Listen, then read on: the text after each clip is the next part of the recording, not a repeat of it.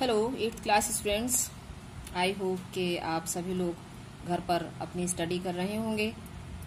तो बच्चों, मैं आज आपको हिंदी सेकंड हिंदी साहित्य जिसको हम कहते हैं उसका फर्स्ट चैप्टर आपको मैं पढ़ाऊंगी। लास्ट वीडियो में हमने व्याकरण पढ़ी, उसका फर्स्ट चैप्टर हमने आपको पढ़ाया हिंदी भाषा, लेकिन आज हम हिंदी साहित्य का फर्स्ट चैप्टर आपको पढ़ाएंगे। बच्चों, सबसे पहली बात तो ये है कि अगर आपने कोर्स पुराना लिया है तो आप समझ लीजिए कि आपकी हिंदी साहित्य की बुक चेंज हो गई है। बच्चों देखिए, ये आपकी बुक है न्यू बुक हिंदी आमोदिनी हिंदी पाठमाला। तो बच्चों ये न्यू बुक आप ले लेंगे और इसी बुक से आप स्टडी करेंगे। देख लीजिए अच्छे से, इसका कवर पेज है बच्चों, ठीक है। तो आज इसी का हम फर्स्ट चैप्टर स्टडी करेंगे बच्चों। देख लीजिए बुक कवर पेज इसका, और अब चलते हैं अंदर लेसन फर्स्ट स्टडी करने के लिए। तो बच्चों ये आपका लेसन 1 है।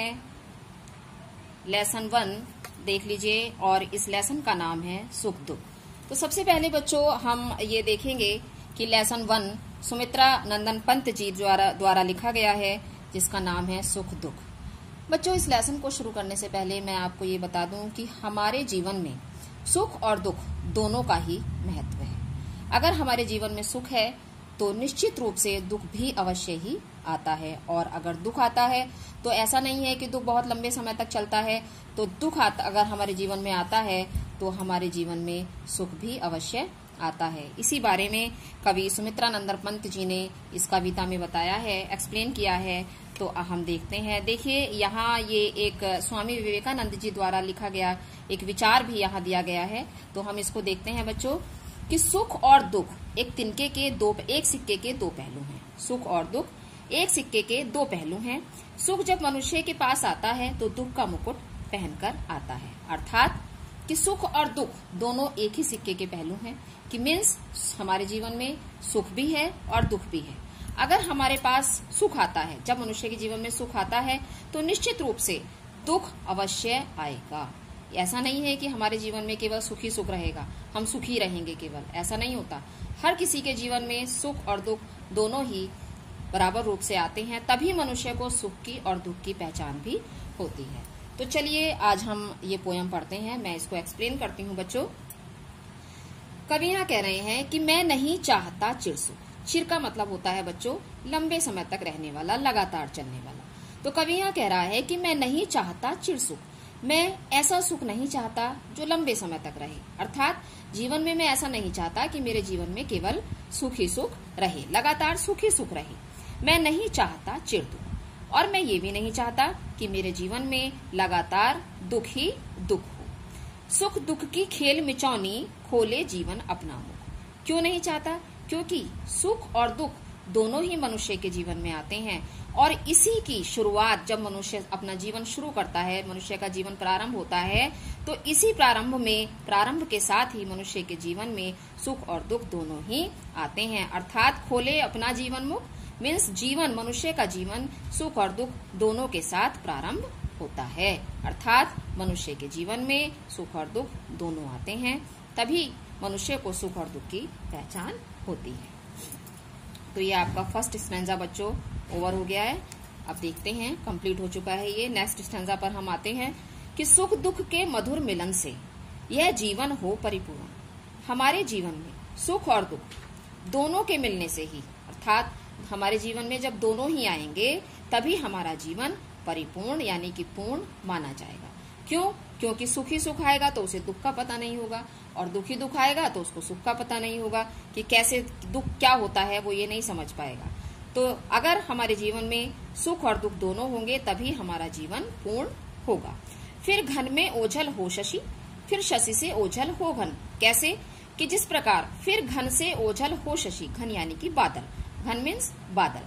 तो जिस प्रकार चंद्रमा घन यानी कि बादलों में घिरकर ओझल हो जाता है, अर्थात दिखाई नहीं देता।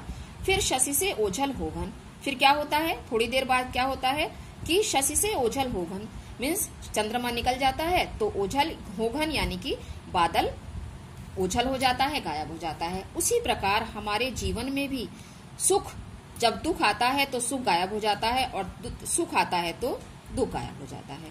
तो यही जीवन की बच्चों एक क्रिया होती है कि सुख और दुख दोनों हमारे जीवन में समान रूप से आते हैं और हमें दोनों को ही सहन करने की शक्ति होनी चाहिए। सुख में हमें दुख को नहीं भूलना चाहिए और दुख में हमें सुख को नहीं भूलना चाहिए। तो आगे चलते हैं नेक्स्ट स्टैंजा कि जग पीड़ित है अति दुख से, जग पीड़ित रे अति सुख से।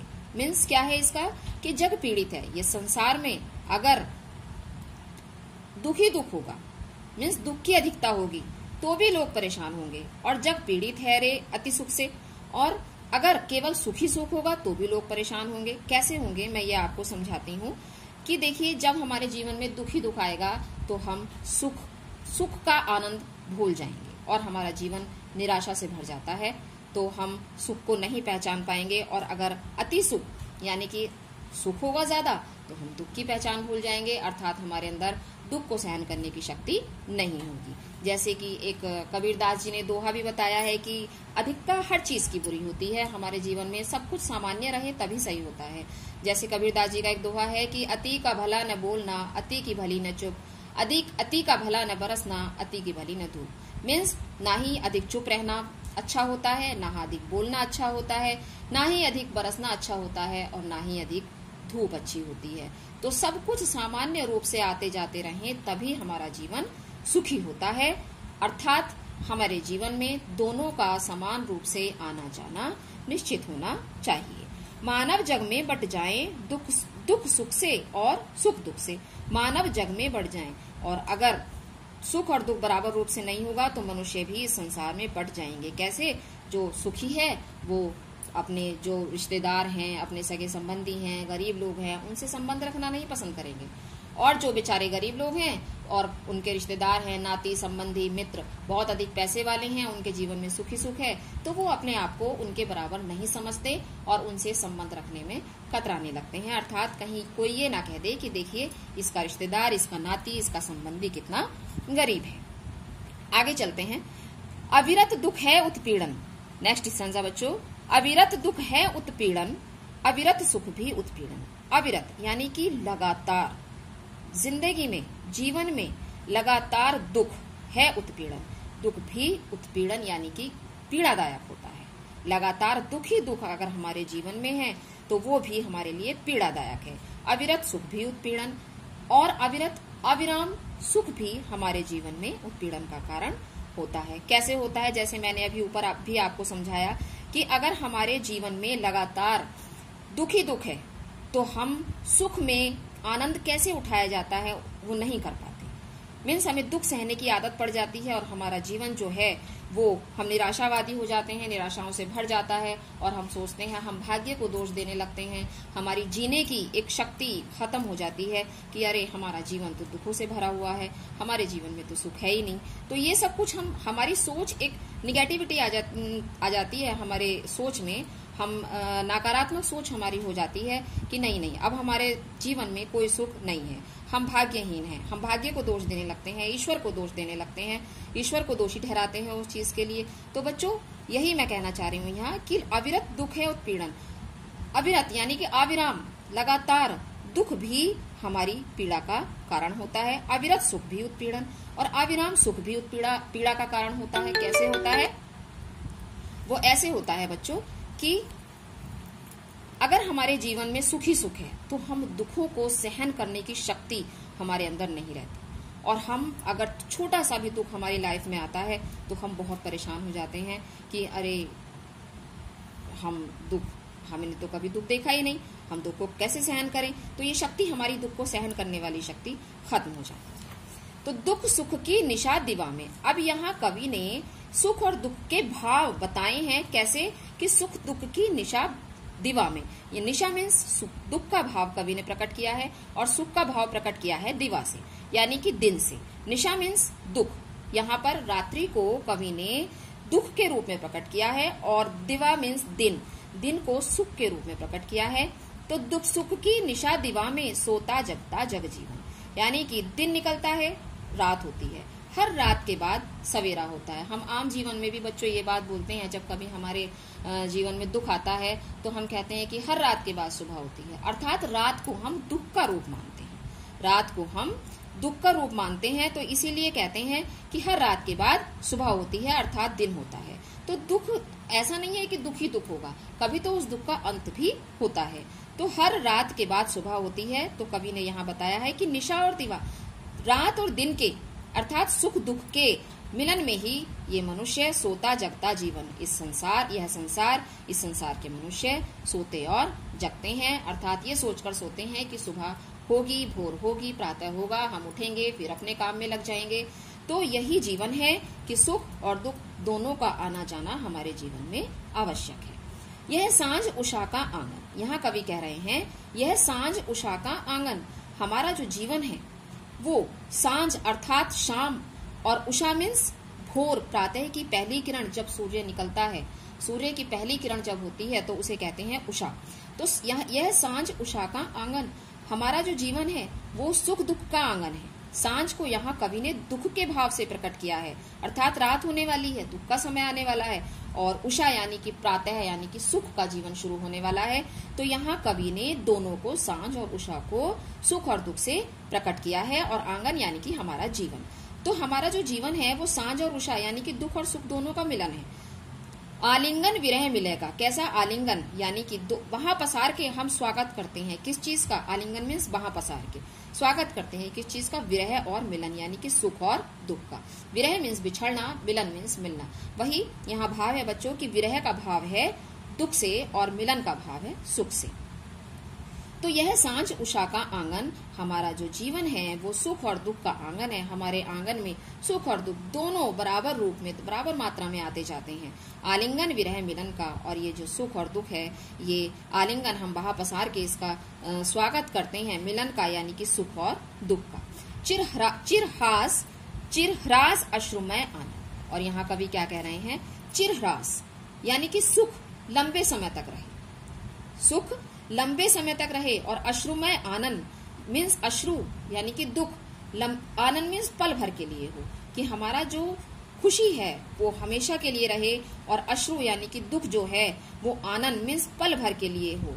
रे इस मानव जीवन का, यही हर मनुष्य सोचता है कि खुशी हमारे जीवन में हमेशा के लिए रहे, और दुख हमारे जीवन में, अश्रु आंसू हमारे जीवन में पल भर के लिए हो, यही हर मनुष्य सोचता है। और इसी सोचने में जो है मनुष्य का जीवन कट जाता है, और हर मनुष्य यही चाहता है कि मेरे जीवन में सुख ही सुख हो, लेकिन ऐसा नहीं होता बच्चों।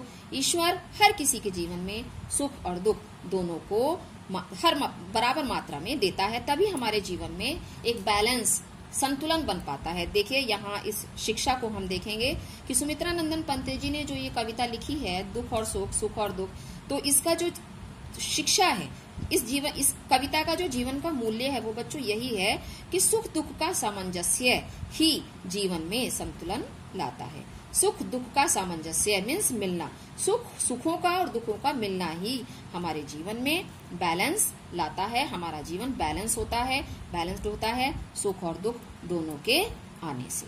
तो बच्चों ये मैंने आपको इस कविता का भाव समझाया, अर्थ समझाया। देख लीजिए ये कविता मैंने आपको stanza wise, stanza 1, stanza 2, stanza 3, stanza 4 and stanza 5 stanzas हैं इस पोयम में। तो ये आपने पढ़े, मैंने इसका आपको अर्थ समझाया। तो अब बच्चों आप इस कविता का भाव यानी कि भावार्थ, एक्सप्लेनेशन बच्चों एग्जाम्स में आती है, आपको पता है, आपने 6th में 7th में पढ़ा है, तो वो आती है। तो मैंने जो कुछ भी आपको समझाया है, आप इसकी एक्सप्लेनेशन आप अपनी कॉपी में लिखेंगे। और ये मैं आपको बताऊं बच्चों कि आप इसमें 2 कॉपी बनाएंगे। आपको पता ही है जैसे कि 6th 7th में आपने बनाई थी कि एक कॉपी उद्बोधन के लिए और दूसरी कॉपी आमोदिनी के लिए। तो आमोदिनी की कॉपी में आप क्वेश्चन आंसर्स लिखेंगे और एक्सरसाइज आप उसमें नहीं लिखेंगे, शब्द अर्थ भी नहीं लिखेंगे, क्योंकि बुक में है, बुक में से आप लर्न कर सकते हैं। और जो कुछ लिखने का मैटर अगर है इसमें तो वो आप कॉपी में लिख सकते हैं, मैं अभी आपको बता दूंगी यहीं पर। तो ठीक है, ये हमारा एक्सप्लेनेशन कंप्लीट होता है। अब मैं आपको इस पोयम की एक्सरसाइज कराती हूँ बच्चों। चलते हैं एक्सरसाइज करने के लिए, और पेज नंबर पेज नंबर ये हमारा जो है वो 11 है बच्चों।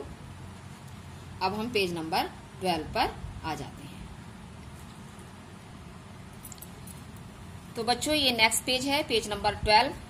इसमें आपके देखिए ये ऊपर शब्दार्थ दिए गए हैं, आप इसको लर्न कर सकते हैं अपनी बुक से ही। आपको इसको कॉपी में लिखने की जरूरत नहीं है, बुक से ही आप लर्न कर सकते हैं। देखिए ये मैं आपको दिखा रही हूँ, ये शब्दार्थ हैं और आप इसको कॉपी में नहीं लिखेंगे, बुक में से ही लर्न करेंगे। अब हम आते हैं क्वेश्चन आंसर्स पर। बच्चों देखिए ये क्वेश्चन नंबर 1 है, मीन्स एक्सरसाइज यहाँ प्रारंभ होती है। तो आपकी ये लिखित एक्सरसाइज है बच्चों और यहाँ स्टार्ट होते हैं आपके क्वेश्चंस। तो क्वेश्चन नंबर 1 मीन्स प्रश्नों के उत्तर लिखिए।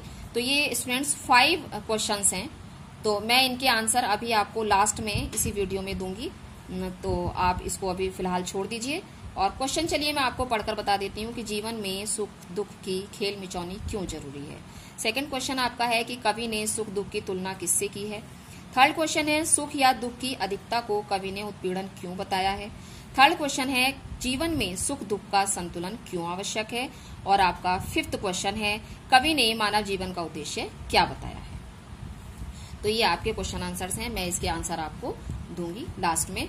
और सेकंड एक्सरसाइज आपकी आती है कि कविता की पंक्तियां पूरी करिए, कविता की पंक्तियां पूरी कीजिए। तो बच्चों ये कविता की पंक्तियां आप पीछे पोयम में से देखकर पूरी कर सकते हैं। इसको मैंने यहाँ फिल नहीं किया है क्योंकि ये ऐसा कोई डिफिकल्ट वर्क नहीं है, आप पीछे पोयम में से देखकर इसको कर सकते हैं। थर्ड एक्सरसाइज आपकी आती है कि सही उत्तर पर सही का चिन्ह लगाइए, यानी कि ये ऑप्शनल क्वेश्चंस हैं स्टूडेंट्स। तो आप इसमें 3 ऑप्शंस दिए गए हैं हर क्वेश्चन के लिए, जो करेक्ट ऑप्शन है उसके आगे आप टिक कर सकते हैं। देखिए पहला क्वेश्चन है घन अर्थात बादल। घन मीन्स बादल। बादल घन में क्या ओझल हो जाता है। अभी आपने पीछे पोयम में पढ़ा कि बादलों में क्या ओझल हो जाता है।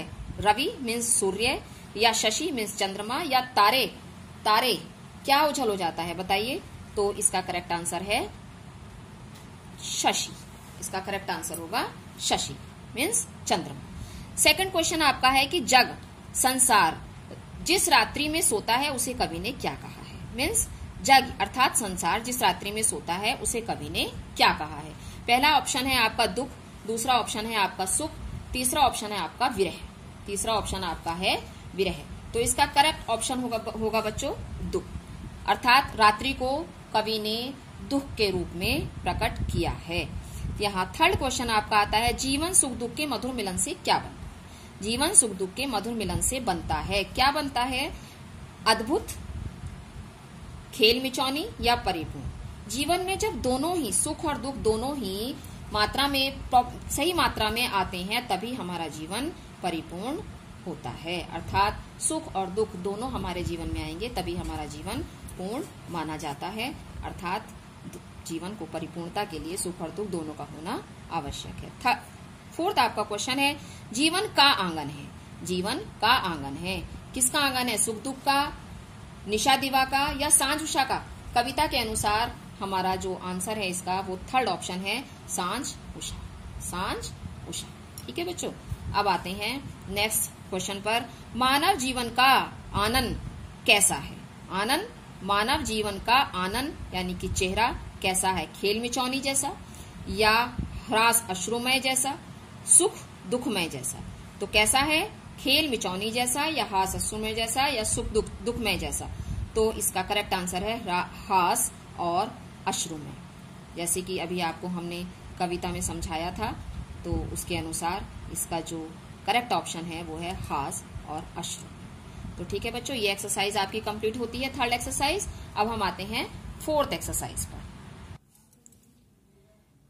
तो बच्चों ये पेज नंबर हमारा 13 है, एक्सरसाइज नंबर 4। इस कविता का भावार्थ अपने शब्दों में लिखिए। इस कविता का भावार्थ अपने शब्दों में लिखिए। मीन्स क्या करना है आपको, जो भी मैंने आपको एक्सप्लेन किया है वो भावार्थ, उसका अर्थ आपको कॉपी में लिखना है। मैंने अभी बताया था कि प्रश्नोत्तर आप कॉपी में लिखेंगे और जो भी लिखने वाला आपकी एक्सरसाइज है, लिखने वाली एक्सरसाइज है, वो आप कॉपी में लिखेंगे। तो ये आप यहाँ एक्सरसाइज के साथ क्वेश्चन आंसर्स के साथ साथ कॉपी में ये कविता का भावार्थ आप लिखेंगे अपने शब्दों में। फिफ्थ एक्सरसाइज आपकी आती है कि प्रतीक शब्दों के भाव लिखिए। प्रतीक शब्दों के भाव लिखिए। बच्चों ये क्या है, देखिए आपको कि यहाँ क्या कहना चाह रहा है, क्या एक्सरसाइज में क्या कहा गया है कि प्रतीक शब्दों के यानी कि हास, सुख और दुख, ब्रैकेट में देखिए सुख और दुख दो चीज दी गई हैं, तो हास शब्द को कवि ने दुख के भाव से प्रकट किया है या सुख के भाव से प्रकट किया है, वो आपको यहाँ लिखना है। तो कैसे, हास शब्द को आपने अभी पढ़ा पीछे, हास यानी कि हंसी, हंसना जीवन में, वो किस भाव से प्रकट किया है, सुख के भाव से। दूसरा है सांझ को किस भाव से प्रकट किया है, दुख के भाव से। निशा यानी कि रात्रि को भी दुख के भाव में प्रकट किया है कवि ने। और आपका चौथा है शशि, मीन्स ये सुख के भाव से, शशि मीन्स चंद्रमा, ये आपका सुख के भाव में कवि ने प्रकट किया है। अब नेक्स्ट आपका आता है कि उषा यानी कि सूर्य की पहली किरण, ये कवि ने सुख के भाव में प्रकट किया है। भोर को कवि ने सुख के भाव में प्रकट किया है। दिवा मीन्स दिन को भी सुख के भाव में प्रकट किया है। घन मीन्स बादलों को कवि ने दुख के भाव में प्रकट किया है। और अश्रु मीन्स, ये तो आपको सभी को पता है कि आंसू जब आते हैं तो दुख होता है, तो अश्रु को कवि ने दुख के भाव में प्रकट किया है। अब आते हैं एक्सरसाइज नंबर, हमारी अब शुरू होती है भाषा बोध हमारी एक्सरसाइज नंबर हम ये शुरू करते हैं 1। निम्नलिखित शब्दों के समानार्थक शब्द लिखिए। समानार्थक शब्दों का मतलब बच्चों होता है पर्यायवाची शब्द, ठीक है। निम्नलिखित शब्दों के समानार्थक शब्द लिखिए। मीन्स अश्रु का समानार्थी शब्द होगा आंसू। सांझ मीन्स शाम, सांझ का पर्यायवाची शब्द शाम। शशि मीन्स चंद्रमा, तो शशि का पर्यायवाची शब्द होगा चंद्रमा, ठीक। अब आगे आते हैं एक्सरसाइज नंबर 2 पर। अब हमारा निम्नलिखित शब्दों के विलोम शब्द लिखिए। विलोम मीन्स अपोजिट। का आपका है विरह का विलोम शब्द होगा मिलन। दूसरा आपका आता है ह्रास का विलोम शब्द होगा अश्रु, विलोम शब्द होगा अश्रु। और लास्ट वन है आपका दिवा मीन्स दिन, और इसका विलोम शब्द होगा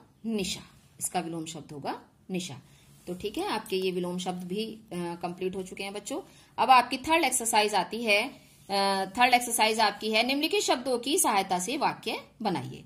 तो इसमें क्या करना है, आपको 4 शब्द दिए गए हैं और इनसे आपको वाक्य बनाने हैं। तो ऐसा नहीं है कि आप जो वाक्य मैंने दिए हैं वही आपको लिखने हैं। आप अपनी मम्मी से पूछकर, पापा से पूछकर, या आप स्वयं भी वाक्य जो आप बनाना चाहते हैं, बस एक बात होनी चाहिए बच्चों कि वो सार्थक होने चाहिए, सही होने चाहिए, उनका अर्थ सही होना चाहिए।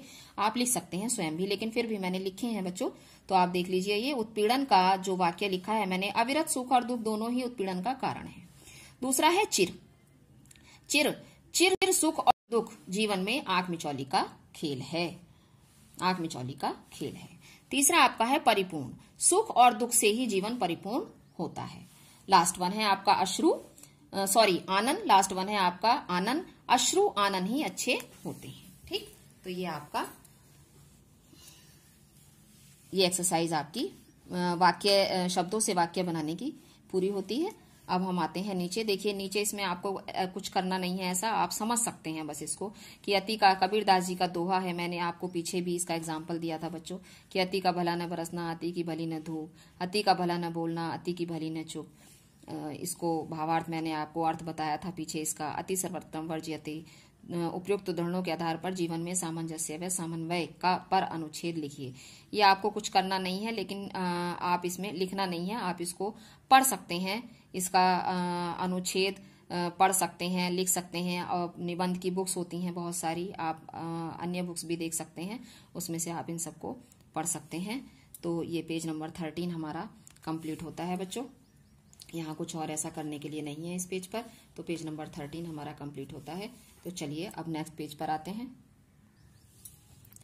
तो पेज नंबर 14 है ये आपका बच्चों। तो सबसे ऊपर इसमें एक्सरसाइज दी गई है कि क्या एक्सरसाइज है, पक्षी को खुले आकाश में पहुंचाइए। देखिए ये आपकी एक पहेली जैसी है। तो इसमें आपको ये पक्षी इधर पिंजरा केस दिया गया है, ये रहा, और एक ये पक्षी बना हुआ है। इसको आपको रास्ता ढूंढकर यहाँ खुले आकाश में, यानी कि यहाँ पर आपको इसको निकालना है। तो ये आप देख लीजिए, अच्छे से, तो ये आप स्वयं कर सकते हैं। अब आती है हमारी एक्सरसाइज मौखिक। इसमें क्या करना है स्टूडेंट्स आपको कि शुद्ध उच्चारण कीजिए। कुछ शब्द यहाँ दिए गए हैं, इनका उच्चारण हमें करना है बस, और कुछ नहीं करना है इसमें। केवल ये शब्द हैं, इनको पढ़ना है अच्छे से। सांझ, उषा, उत्पीड़न, निशा, अविरत, आलिंगन, आनंद। ठीक है, ये मैंने प्रोनाउंसिएशन आपको बता दिया है इनका कि क्या होगा। एक बार फिर से बताती हूँ। सांझ, उषा, उत्पीड़न, निशा, अविरत, आलिंगन और आनंद। तो ठीक है बच्चों, ये आपने शब्द पढ़े। अब हम आते हैं क्वेश्चन आंसर्स पर। ये भी मौखिक है बच्चों। सोचकर प्रश्नों के उत्तर बताइए। आप इसको कॉपी में आपको लिखने की आवश्यकता नहीं है। आप बुक में भले ही यहाँ लिख सकते हैं, जैसे कि मैंने सॉल्व कर दिया है इसको भी।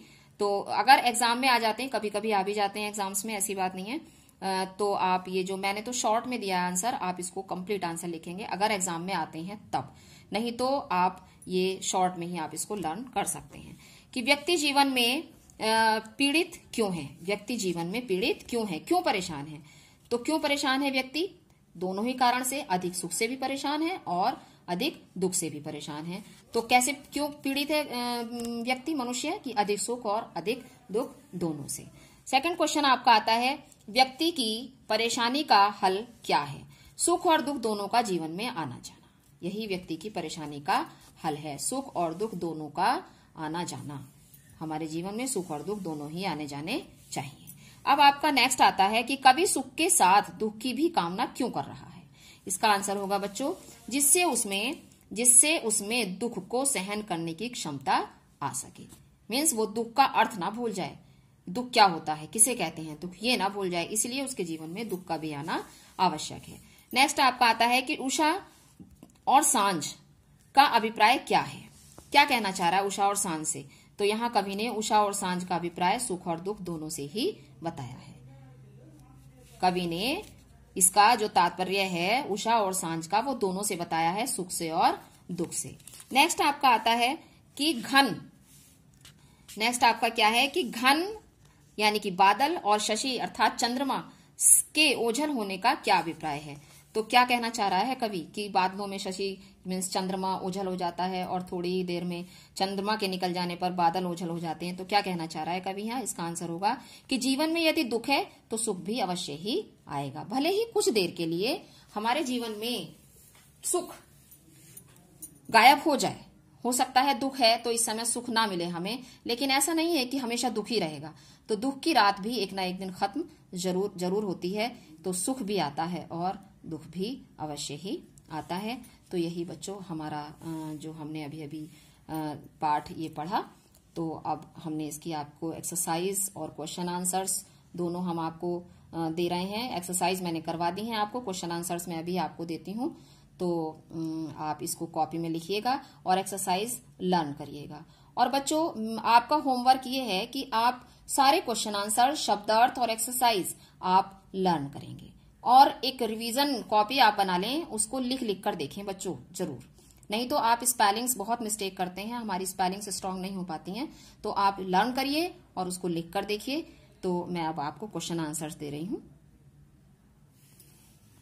बच्चों। एक बार मैं आपको आंसर मैंने ये दे दिए हैं, लेकिन फिर भी मैं आपको एक बार पढ़ के बता देती हूँ आंसर्स। लास्ट वीडियो में कुछ ऐसा हुआ था, शायद वीडियो की गड़बड़ रही हो या जो भी है, कि एक्सरसाइज आपकी मीन्स क्वेश्चन आंसर्स आपके क्लियर नहीं हो पाए थे। तो मैं आपको पढ़ भी रही हूँ, आप ध्यान रखिएगा।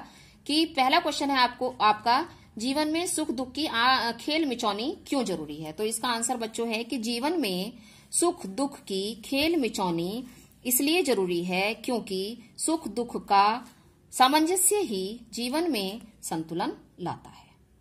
तो समझ में आया ये आंसर आपको? ठीक है, पहला आंसर मैंने आपको बताया कि जीवन में सुख दुख की खेल मिचौनी इसलिए जरूरी है क्योंकि सुख दुख का सामंजस्य ही जीवन में संतुलन लाता है। तो ये आपका पहला आंसर कंप्लीट हो जाता है स्टूडेंट्स। नाउ नेक्स्ट क्वेश्चन, कवि ने सुख दुख की तुलना किससे की है?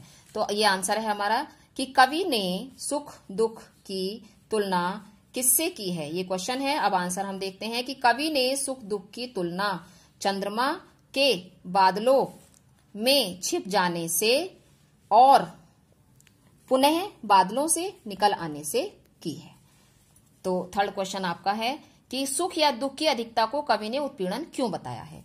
तो ये देखिए थर्ड आंसर इसका स्टार्ट करती हूं मैं कि सुख या दुख की अधिकता को कवि ने उत्पीड़न इसलिए बताया है क्योंकि अति हर चीज की गलत ही होती है। अर्थात हमारे जीवन में यदि सुख ही सुख होगा तो कदाचित दुख आने पर हमारे अंदर उसे सहन करने की क्षमता नहीं होगी, और यदि जीवन में सुखी सुख होगा, सॉरी यहां सुखी सुख आएगा बच्चों,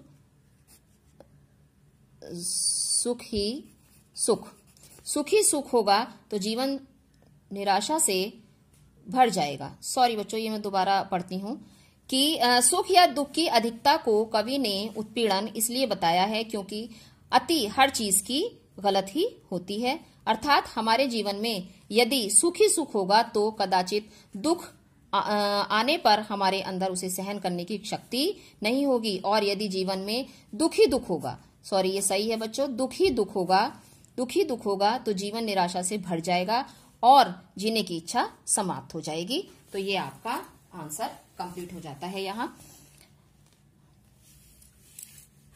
तो अब हम आते हैं नेक्स्ट क्वेश्चन पर। क्वेश्चन नंबर 4, जीवन में सुख दुख का संतुलन क्यों आवश्यक है। देखिए क्वेश्चन नंबर 4 है, जीवन में सुख दुख का संतुलन क्यों आवश्यक है। तो यहां मैं आपको बताती हूं इसका आंसर।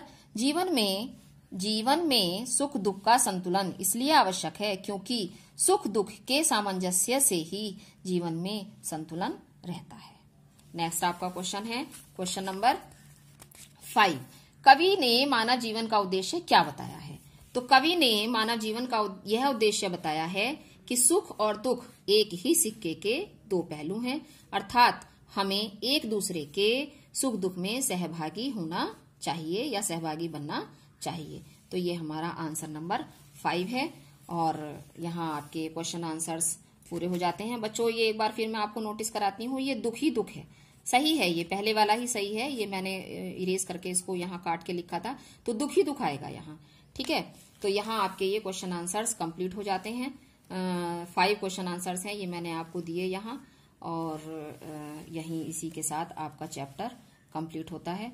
और अंत में मैं आपसे यही कहना चाहूंगी कि सभी स्टूडेंट्स घर पर रहें, बाहर ना निकलें, अपने आप को सेफ रखें, स्टे होम स्टे सेफ। इसी के साथ हमारा लेसन कंप्लीट होता है। Thank you.